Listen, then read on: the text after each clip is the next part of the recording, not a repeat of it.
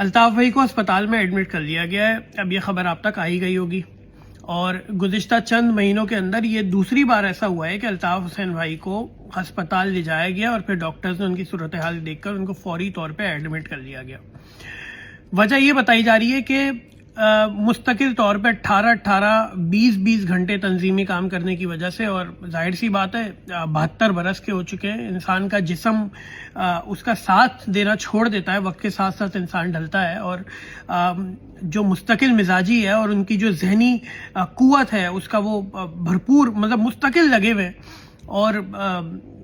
پھر وہ باڈی ساتھ چھوڑ جاتی ہے. یقینی طور پہ عمر ایسی ہے، ایج فیکٹر ہے، اور لیکن یہ ہے کہ وہ آرام نہیں کرتے، وہ 18-20 گھنٹے لگے رہتے ہیں، کرتے رہتے ہیں کچھ نہ کچھ، اور کبھی ٹک ٹاک پر آ کر لوگوں سے بات کرنا، ان کی فکری نشست کرنا، مستقل طور پہ خبروں کو دیکھنا، پھر تاریخی اسٹرکچر کے اوورسیز کے یونٹ سے بات کرنا کارکنان سے، یعنی مستقل لگے رہتے ہیں. میں صرف یہ سوچ رہا تھا کہ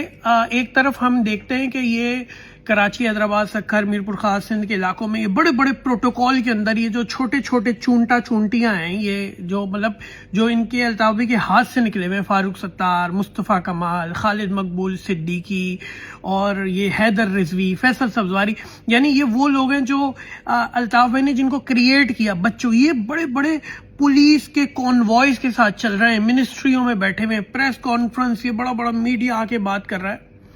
اور پھر یہ رات کو بڑے سکون سے گھر جا کے سو جاتے ہیں. ان کے بیوی بچے، ان کی فیملی لائف چل رہی ہیں، یہ پارٹیاں انجوائے کر رہے ہیں، پیسہ ان کے پاس بے شمار ہے. اور دوسری طرف ایک وہ شخص ہے جس نے اس پوری قوم کو پہچان دی،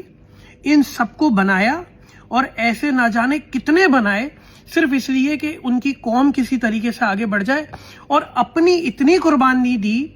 کہ آج 72 برس کی عمر میں بھی خود لگے ہوئے ہیں. خاندان ٹوٹ گیا، بھائی بھتیجا مارا گیا، گھر جلا دیا گیا، کیا نہیں ہوا. یعنی پہلے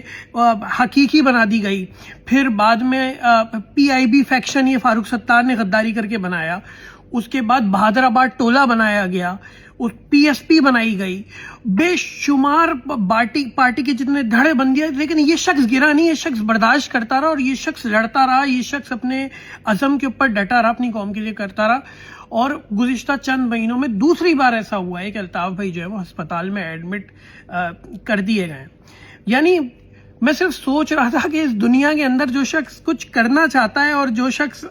نظریات کے اوپر اپنے ڈٹا ہوتا ہے، اس کو کتنی پریشانیاں ہوتی ہیں. یعنی اگر ہم لندن کے اندر ہی دیکھ لیں تو کتنے کیسز لڑے، پیسے بالکل نہیں تھے، سیکیورٹی ہٹا دی، یعنی اپنی سیکیورٹی، یعنی وہ آدمی جو کنگ میکر ہے، جس شخص نے پاکستان کے اکانومیکل ہب کو اپنی مٹھی میں رکھا ہے، اس کے بعد اتنے پیسے بھی نہیں ہیں کہ وہ اپنی سیکیورٹی، یعنی لوگ کہتے ہیں نا کہ بھتہ لیا، یہ کیا. بھائی بھتہ لیا ہوتا نا تو الطاف بھائی کے پاس بڑی بڑے کمانڈوز اور سیکیورٹی گارڈز ویل کمپنی کے ہوتے، کچھ نہیں ہے. اپنی سیکیورٹی ہٹا دی اس وجہ سے کہ پیسے نہیں تھے دینے کے لیے. آج بھی لندن کے ایک مقامی چھوٹے سے اسپتال میں علاج کیا جا رہا ہے، اس طرح بھی نہیں ہے کہ کوئی بہت بڑے ہسپتال میں علاج ہو رہا ہے. دیکھیں، لندن کے اندر ہی رہتے ہوئے ٹیررزم کیس بھگتا، آپ سب نے دیکھا ہوگا، یعنی دہشت گردی کا مقدمہ بنا گیا، لیکن یہ شخص جیتا. اتنے کیسز ہیں جس کا لوگوں کو پتہ ہی نہیں ہے. HMRC کا case, her majesty's revenue and customs, London کا ایک سمجھیں جیسے پاکستان کے اندر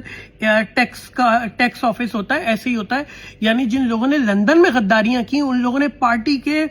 فنڈز کے اندر اتنے گھپلے کیے کہ HMRC کا کیس بن گیا تو وہ سارے چھوڑ کے بھاگ گئے، اور پیچھے الطاف بھائی رہ گئے اکیلے. وہ بیچارے وہ لڑتے رہے. ڈیفیمیشن کے کیسز لندن میں ہوتے رہے. ان لوگوں نے، یہ جو آج جن کی بات کی، غداروں نے، جو ہماری قوم کے غدار ہیں، ان لوگوں نے وہاں جا کے لندن میں پراپرٹی کا کیس، یعنی جس گھر میں وہ رہ رہے ہیں، بولا اس گھر سے اس شخص کو نکالو اور یہ گھر ہمیں دے دو، یہ پارٹی کا گھر ہے، یہ شخص اس میں، یعنی سڑک پہ لے کر آنے کی کوشش کی. وہ شخص لڑتا رہا. لیکن صرف یہ سوچئے کہ اس شخص نے ہمیں پہچان دی، اس شخص نے نہ جانے کتنے لوگوں کو، کتنے خاندانوں کو بنا دیا. اس شخص نے پاکستان کے اندر غریب و متوسط طبقے کے لوگوں کو ایوانوں میں پہنچایا، جعلی ڈگری والوں کو فلٹر کر کے اچھے پڑھے لکھے نوجوانوں کو پہنچایا. اس شخص کو کیا ملا؟ وہ شخص آج بھی 72 سال کی عمر میں 18 اور 20 گھنٹے کام کرنے کی وجہ سے اتنے دباؤ میں ہے کہ اس کو ڈاکٹرز نے اسپتال میں داخل کر لیا ہے. یہ ویڈیو صرف اس لیے ہے کہ جب آپ اس ویڈیو کو سنیں تو یہ جو آپ کے آس پاس یہ مصطفیٰ کمال، خالد مقبول صدیقی، فاروق ستار، اور اس طرح سے یہ جیسی یہ چرب زبان جو اپنی بڑی مدلل اور شاعری کرتے ہیں، ان پہ آپ لعنت بھیج سکیں کہ لعنت ہو تمہارے اوپر، تم لوگ اپنی زندگی انجوائے کر رہے ہو، اور وہ شخص جو ہماری قوم کو پہچان دینے کے بعد آج تک قوم کے لیے لڑا ہے، وہ کتنی مشکلات کو سہ رہا ہے، لیکن وہ ڈٹا ہوا ہے، کھڑا ہوا ہے، اور اپنی قوم کو نہیں بیچ رہا. اس ویڈیو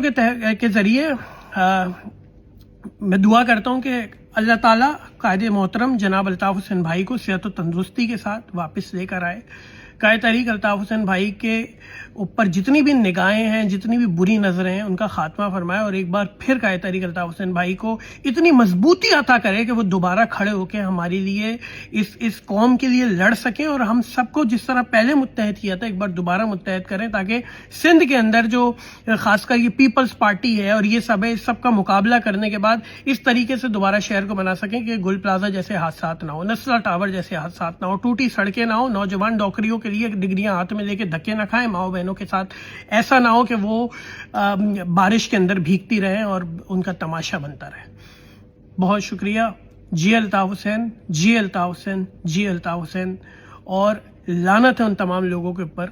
جن کو الطاف بھائی نے بنایا، اس قوم کی خدمت کرنے کے لیے بنایا، لیکن آج یہ سائرن والی گاڑیوں کے اندر لے کے گھوم رہا ہے. اور ان کا مسئلہ سب سے بڑا یہ ہے کہ ہماری سیکیورٹی چھین لی گئی. شرم آنی چاہیے ایسے لوگوں کو.